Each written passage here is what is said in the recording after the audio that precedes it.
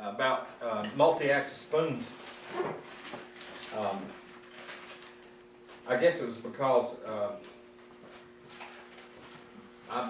one of the things that's pretty easy to do on a pole lathe is turn spoons, so I make quite a few on the pole lathe, and got where I enjoyed making them on my power lathe too. But I got in carving out the bowls. You can't get much variety in the shape and the size of the bowl because of the proportion when you're doing it on one axis, because it has to be one shape all the way around. I mean, one diameter all the way around. So I wondered if I couldn't use multi-axis to expand that. So this is a spoon I just picked up. It's made out of hemlock. It was turning when it was really green, so it bowed a lot when it dried. But to sort of show you the difference, this is a multi-axis spoon. It was actually turned on 3 different axes. The bowl was turned on one axis, and then 90 degrees to that I turned the handle, so it's sort of a diamond shape, but it gives it more heft. And for some reason, a lot of women like, when I sell them, they seem to like that, because it has a nice feel to it when you hold it, but you can get a wider bowl for the length than you can if you're doing just a regular turning. I'll pass a couple of those around. So all of these, that was some maple. These are both elm. They were turned as one spoon or one object and then sawed in 2. And then I carve out the bowls. And when I start turning in a minute, you'll see that in doing a lot of reading about turning or going to different shows and watching different experts, they say don't let your equipment decide how you're going to have an object to look. Figure out so it doesn't affect you. But I get in a hurry and forget that there's a point sticking out in the end of that wood, so then when I have to make adjustments for that, I wind up with a flat end. At first I thought that was going to be a problem, but a lot of people seem to like that flat end, because when you're cooking, you can scrape the bottom a little bit, and that corner you can get in the corner of the pan, so that people seem to like that. So I started doing it all the time. But these, you can see on these two also that you get a much wider bowl than you do in depth. So it's that's one of the reasons that I do it. Of course, you can use multi-lathe turning to do a lot of other things as well. People, that's the way they make a lot of tool handles. You can get sort of an oblong shape or an oval shape. Cut your basic blank rectangular, and then when you put it on the lathe, you can turn it and get an oval so that fits your hand a little bit better.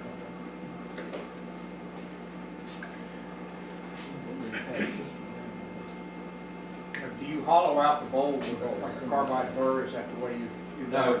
use a carbide gouge? Or? I just use a hook knife. If you do them when they're green, I can hollow out the spoon in about 15 minutes, 10-15 minutes. Then I'll let them dry and then sand them, do a final sanding. I don't really do a lot of sanding while it's on the lathe because I tend to turn green wood. Or like today, when I was getting some blanks ready today, most of it was wet from snow, so wet's about the same thing as green anyway. Starting with a square blank and a round blank. I've got about 9 acres, so, and a lot of it is little elms, you know, about that big, sweet gums, poplars. So whenever I need something to turn spoons out of, I just go cut down a little sapling and make spoons out of it. Occasionally, I will cut some square blanks to make bowls out of. The only advantage I found in using the square is that when you want to mark your the different axes that you're going to use, it's a little easier to do it when you got that corner. And one of the things I try to do on a square blank is to get the bowl in this orientation instead of this orientation, so that it's to get the maximum width out of the piece of wood. And you can do that just by moving your axis here. And then that allows you to cut on this side, and then when you move it this way, you cut on this side. Same difference when you do a round, it's just a little different. And usually I start with things that look sort of like this. Maybe not quite as bent as this one, but a lot of times they are. And people are always telling me they don't know how I get so much out of a piece of wood, but I guess it's just because I'm not smart enough to throw this in the wood pile. I'll just turn it round and try to make something out of it. And I don't worry too much when I'm making it round about getting rid of all the bark and everything. As long as I've got a piece of the blank where I can get a pretty good sized bowl for the spoon. This is all going to be cut out for the handle anyway, so I don't worry about getting rid of all that. It saves a little bit of time while you're getting your blank ready.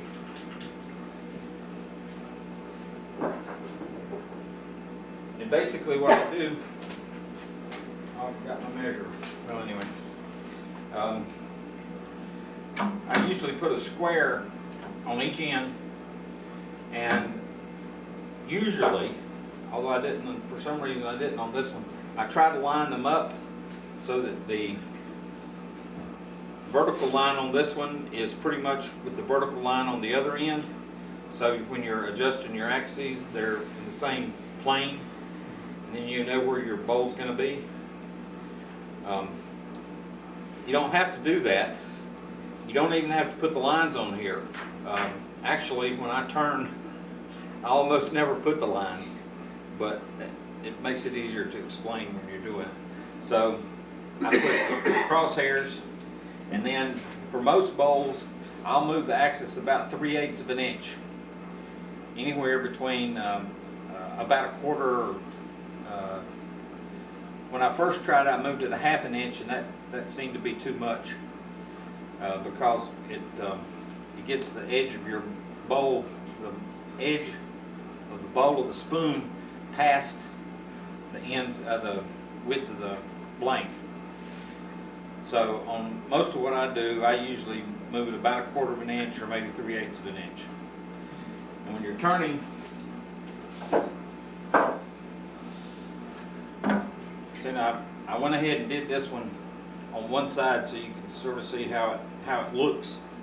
What I try to do is when I'm turning this side, I've got the center here, so this is the side I'm cutting, and I try to get it so that this line is about halfway, so that when I look, it's on the lathe, and when I look down on it, it's about half. And you have to sort of feel on the bottom, see where the bottom is, and get that lined up about half. And if you've got your lines drawn on there, then you can use your line to make sure that it's vertical and see about where your half is. Because when you move your axis and you start cutting on this side, which I'll show you in just a second, you want to cut the two, the other side, so that it's about in the middle. You can see on this one, I missed a little bit right there. I also left a little bit, not quite enough on the ends, and it started cracking when I started turning it. So, warts and all.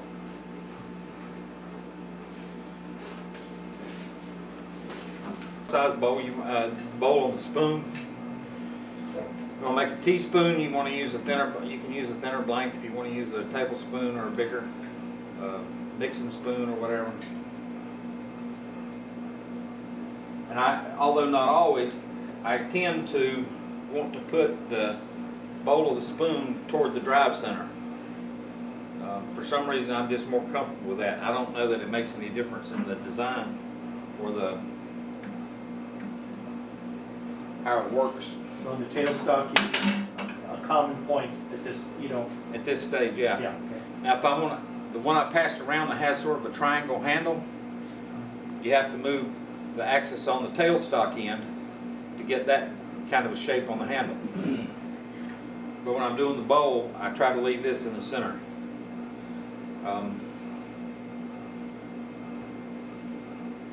I've never actually tried one where I moved both axes at the same time. When I was doing this blank today, it occurred to me that I might ought to try that sometime, but I never have.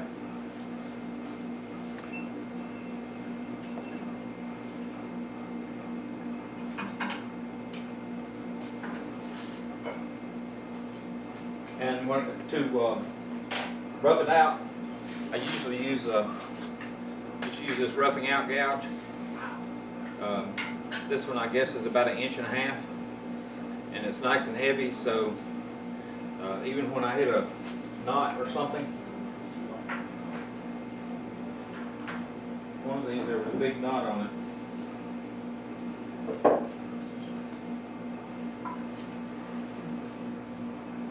This is some mulberry, and it had a pretty big knot right there. And but if you're using this and you're holding it right, and you got a good edge on it, that doesn't even phase it.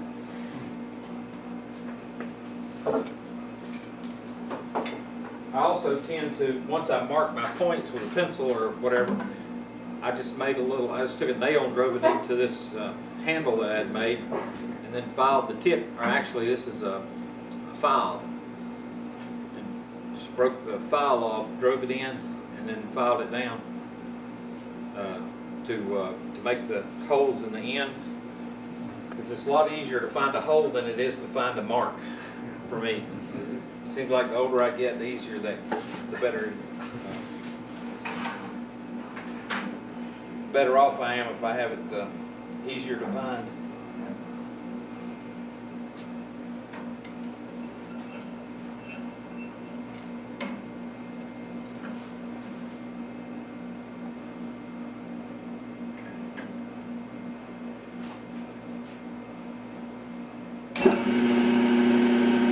That's scary. Yeah. And you don't, like when you're using a single axis, you pretty much can watch the edge, see when it's cylinder or cylindrical. But on this, you have to watch the shadow of the outer edge. And as I turn, you'll see, one of the things that I try to do is to make the outer edge about the same distance from when I'm doing the second side from the shadow of the first side. And that way I know they're going to be equally spaced on the other side of the center line.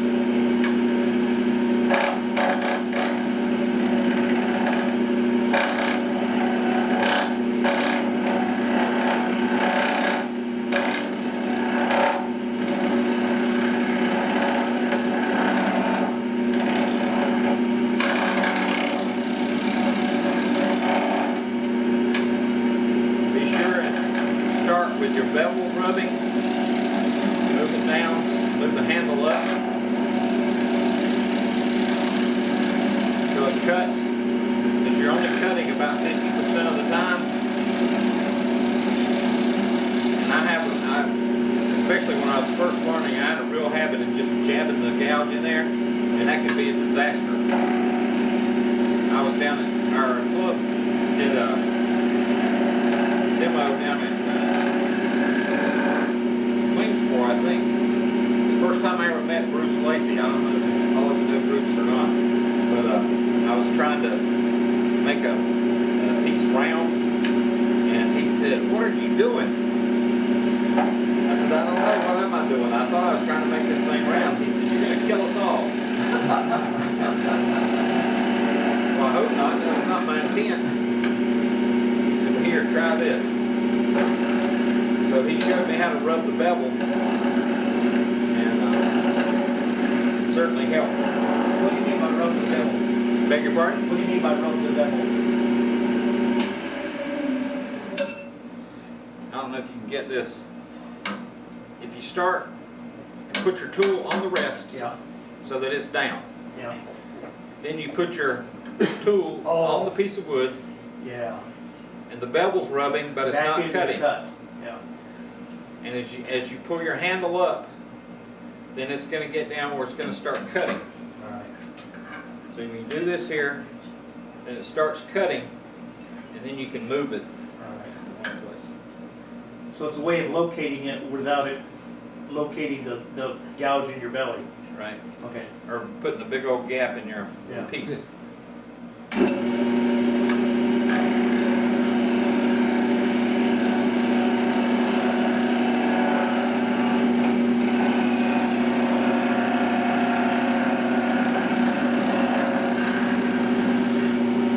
know you're not supposed to cut uphill.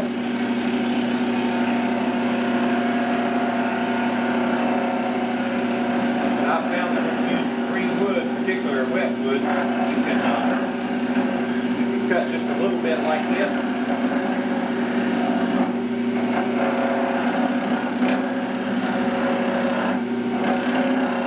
Without getting in trouble if you just watch what you're doing.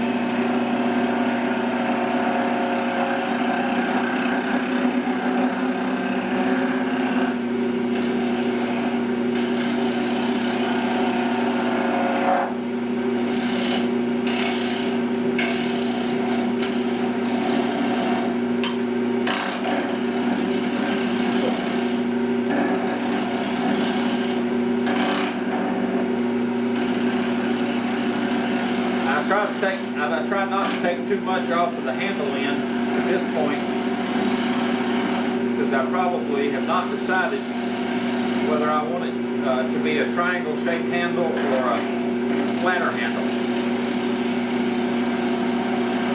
But the trickiest part of all this is getting your smooth transition from your multi-axis cut to your other, either this straight axis or multi-axis cut on that end.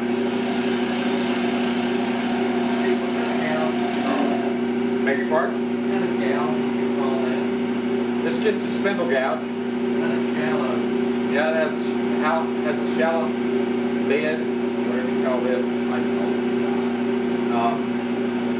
It's sharpened. I have no idea what degree that is, but it's the one that works pretty good for me. So that's what I keep doing. Maybe it's because I learned with that shape, but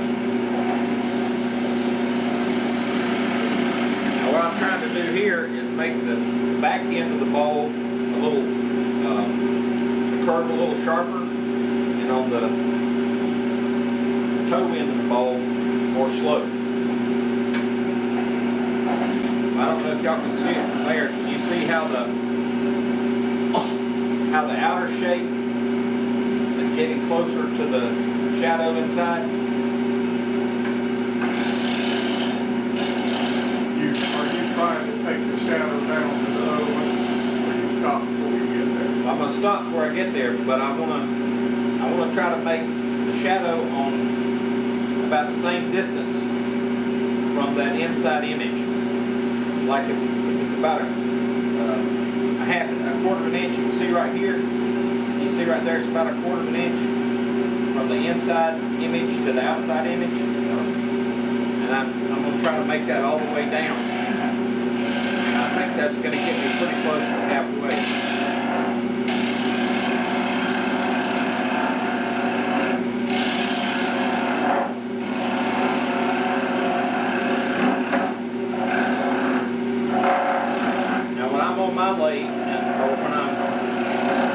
Working on my own, I tend to cut a little bit deeper, but since this is a new lathe, I'm just trying to take it easy a little bit. Anytime you try a new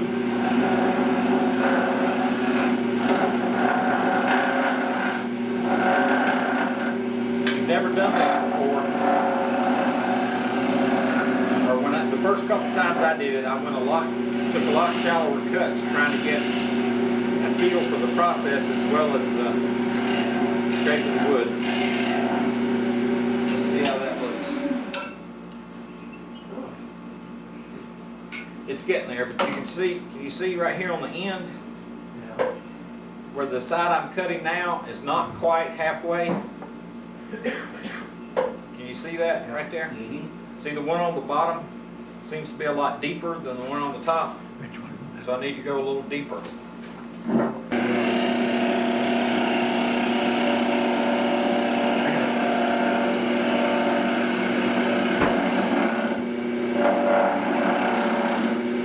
Once you're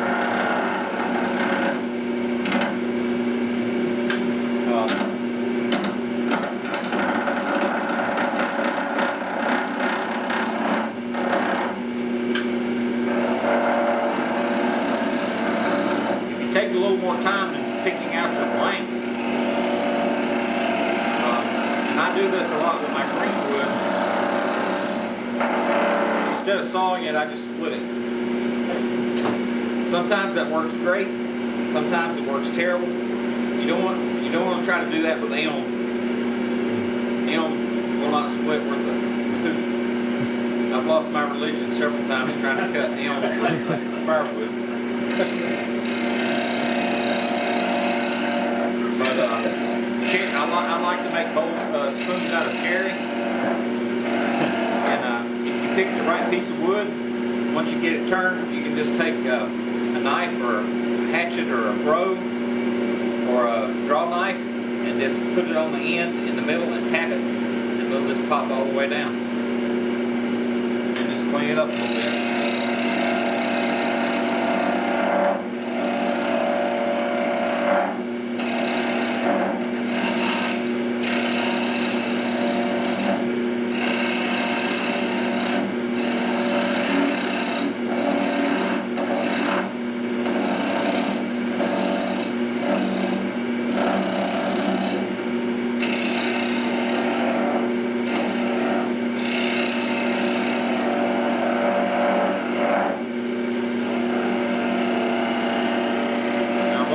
Shadow now.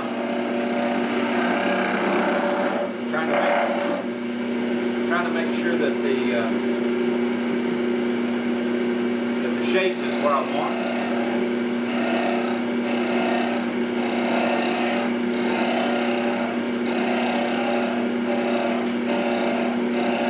Because these things are heck to try to sand.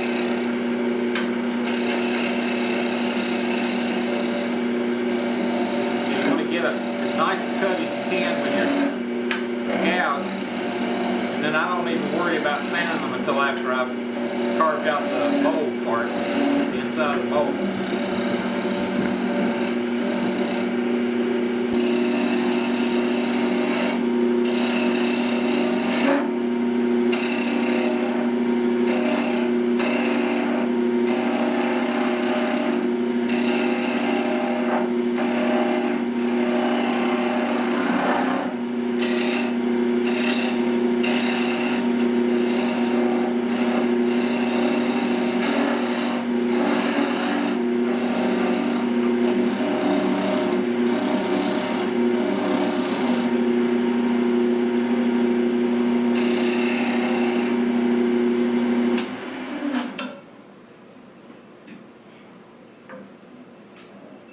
Nope. You know what I did? I'm gonna have to move this axis because I'm cutting on the wrong side.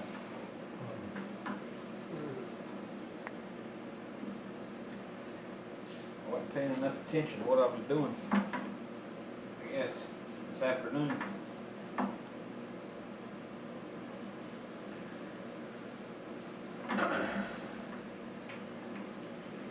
Because that's gone past the 50%.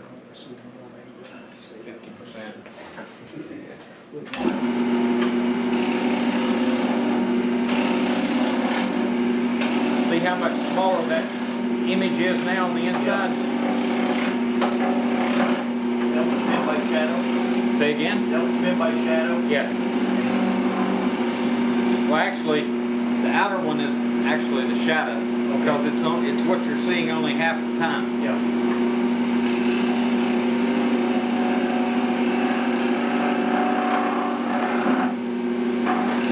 But when I first started doing this, had to reach up each blank at least twice to get them equal. But after you get experience, you know what it looks like. It's a lot, you don't always have to do that.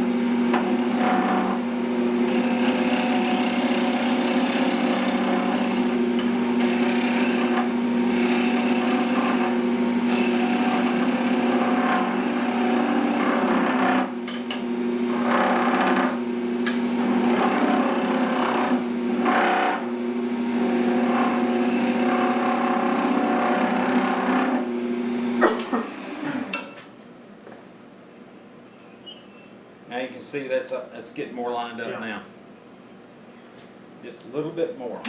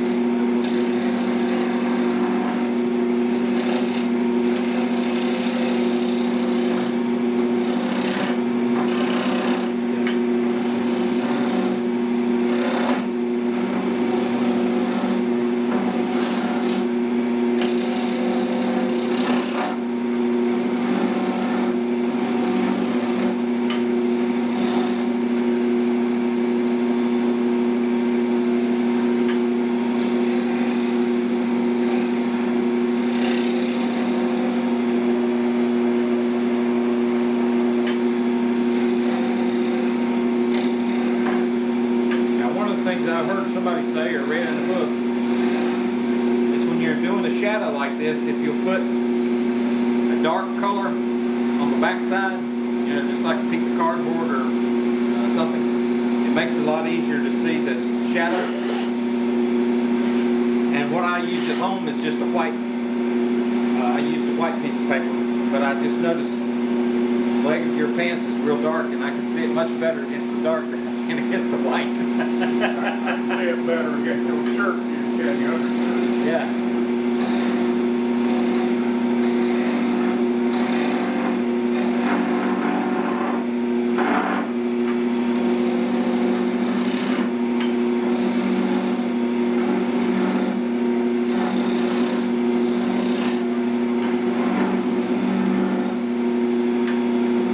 I don't know if any of you have noticed or not, but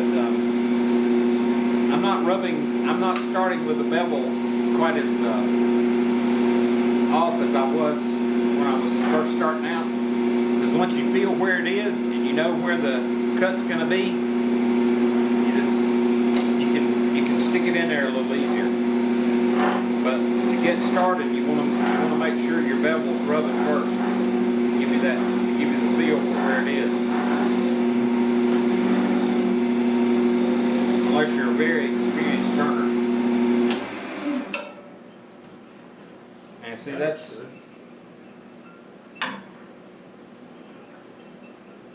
pretty close to half. So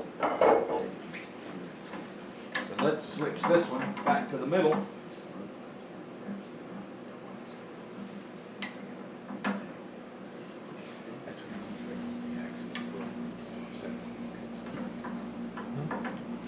Now, if I want to get that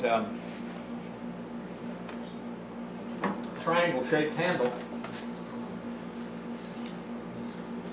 then I want to move it, and instead of moving it this way, I want to move it this way. I messed that up when I turned it, didn't I?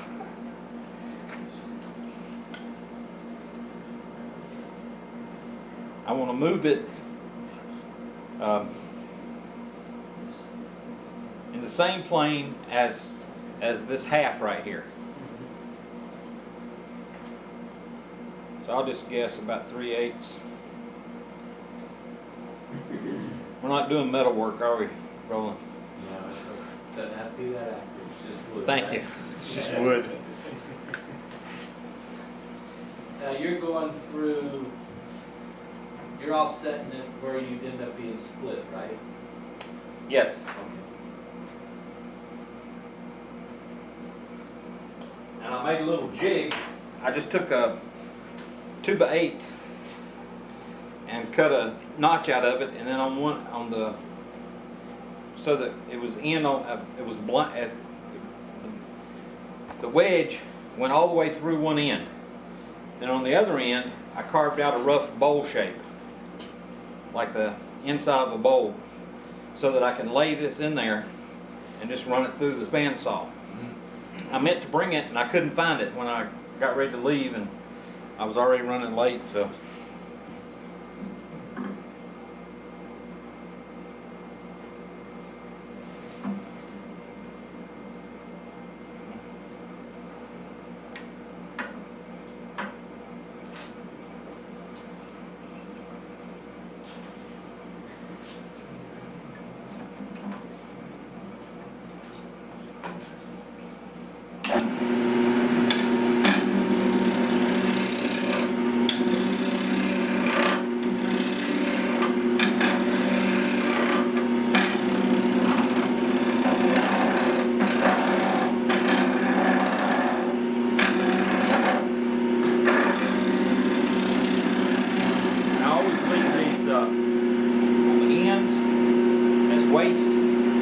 Because of the point of the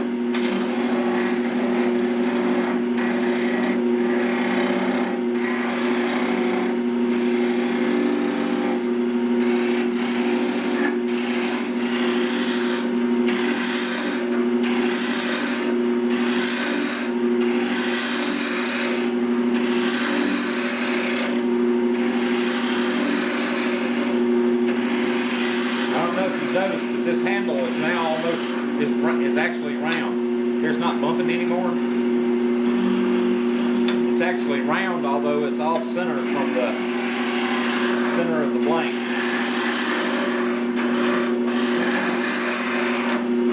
I'm just trying to hawk some of this wood off.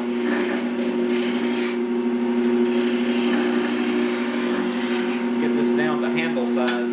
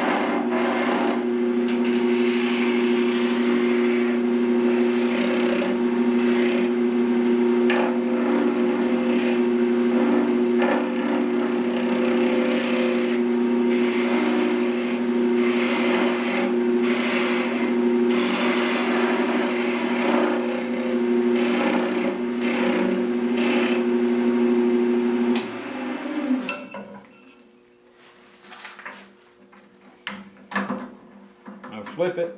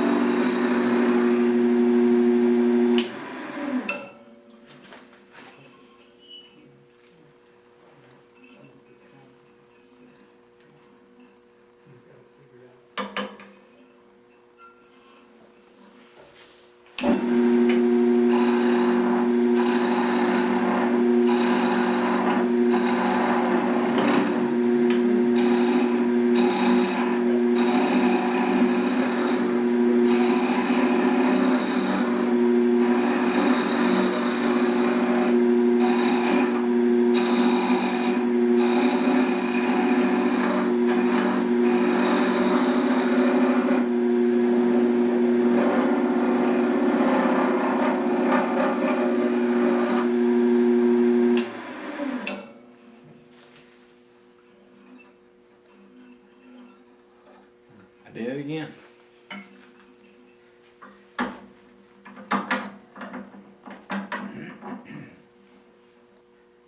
And you see that? When I started tightening the tailstock, it's bent because I got it probably a little thinner than I wanted to or should have.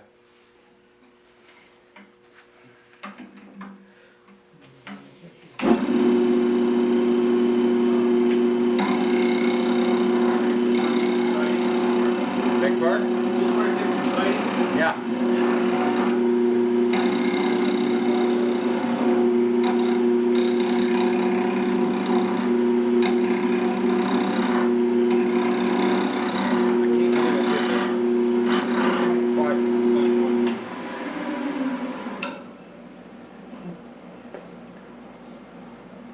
When I cut that one, it's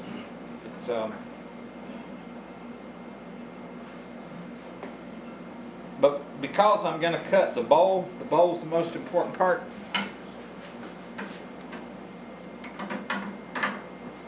And I'm not going to flow from the other one into this one.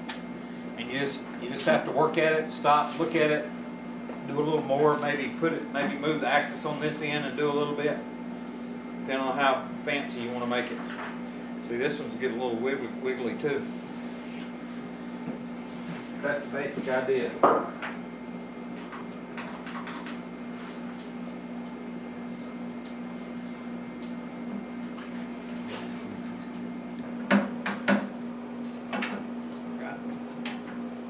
And to finish that, you just split it? Split it or cut it on a bandsaw. That's why I made that little jig I was talking about.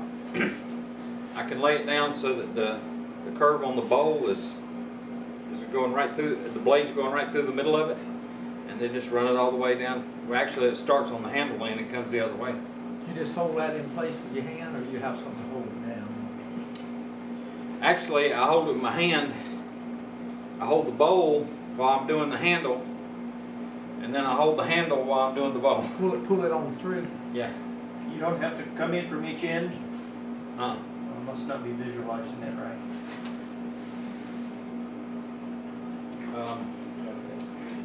Well, it's like my hand is the 2x8 or 2x10, whatever, and then I cut this notch Yeah, across the 2-inch side, yeah, and it goes up about 3/4 of the way through the board, yeah, but it's cut all the way through the bottom, yeah. Okay, so that when the blade comes through, it's not actually cutting the 2x8 at all. yeah. It's only cutting the handle. But I left it pretty skinny so that the handle of the spoon could lay against the wood and be supported. But you slid solid on the back there, so it don't come Yes. apart. You lock that down, that fixture, you lock it to the table? No, you have to move it through the Oh, blade you do, okay. because the spoon's laying in it. All right.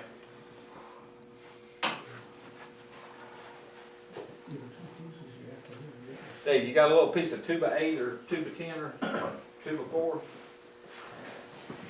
I cut a V here, and it goes all the way up about 3/4 of the way through the block of wood, and then on this end I carved with my hook tool Yeah, a bowl shape a bed.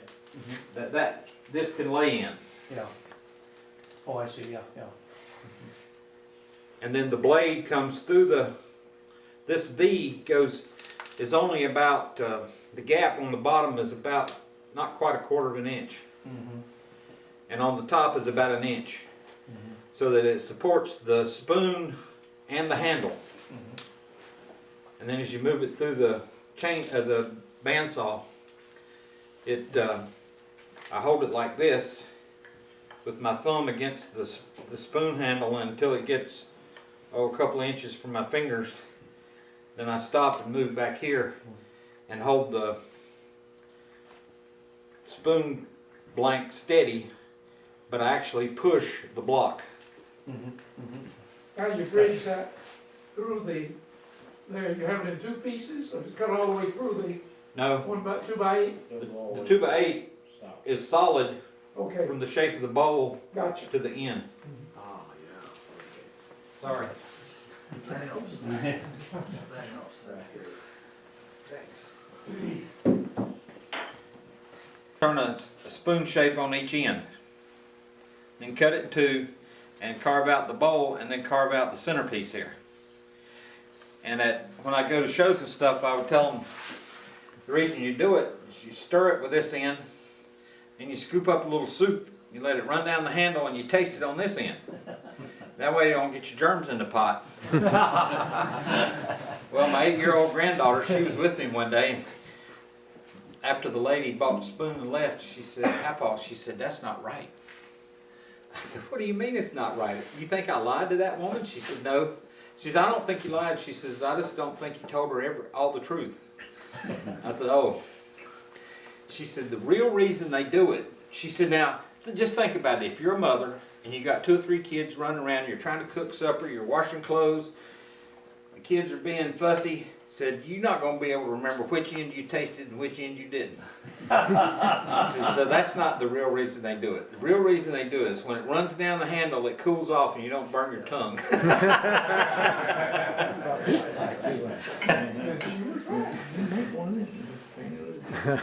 She's a keeper. Yes, she is. She's smart. And her little sister's even smarter. 3 years old. Her daddy took her to have breakfast one morning. And they came out and he saw a car and he said, that looks like your mama's car. And she said, no, it's got the wrong kind of wheels. He said, what? So they went down the road, they came to a stoplight. He said, that looks like your grandma's car. She says, no, that's not grandma's because the back door's different. 3 years old. And she must be ready to read. She can tell that kind of detail. Now the way I usually start, I'll go backwards now, is I just take a parting tool, mark the end so I don't accidentally hit the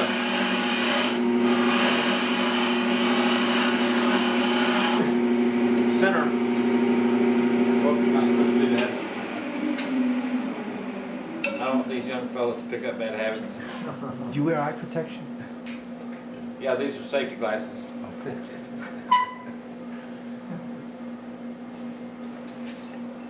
Usually after I rough turn them, I don't wear a hood, but if I'm turning something that's got a lot of bark and stuff on there, I usually wear something.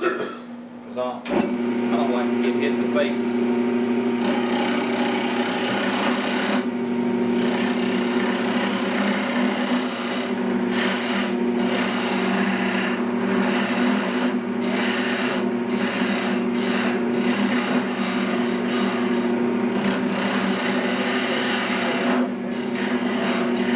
If I'm trying to replicate these, I'll pay a lot of attention to the measurements and stuff, but when I'm just doing something, just making a spoon, I don't pay much attention to them. But a lot of times what I'll do is figure out if I want it to be a long bowl, to be a long skinny one.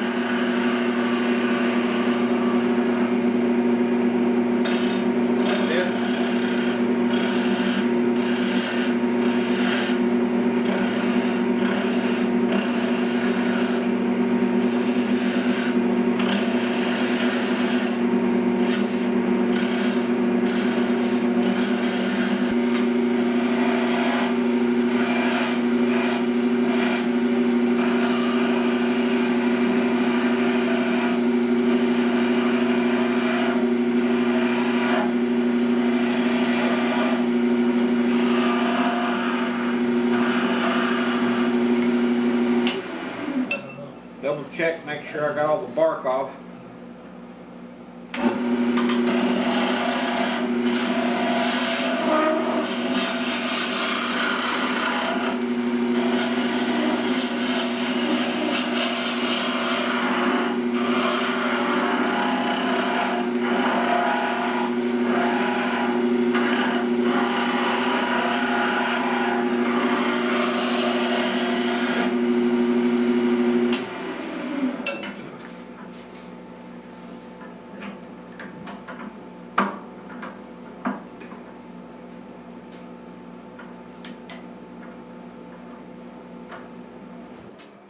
doesn't matter too much when you're, doing the first one. You're moving the axis the first time, because it's gonna be in a circle around that original center, and as long as you line up the second one properly, it doesn't matter where you do the first one. Now, you didn't bother to, cut notches for your spur on the second axis, did you? No, because You're just pressing them in, it's green wood, okay? and you can see it's made a, I don't know if you can see it or not, but it's made a Okay, notch there, all right, because it's green wet wood, so it's. okay. I almost never do that, drive the spur in. Uh-huh, Well, for one reason, I very seldom use a 4-prong spur. I've got one of those, can't remember the name of it. Stub. Yeah, that's. Stab. Stab. It's got a whole bunch of little claws.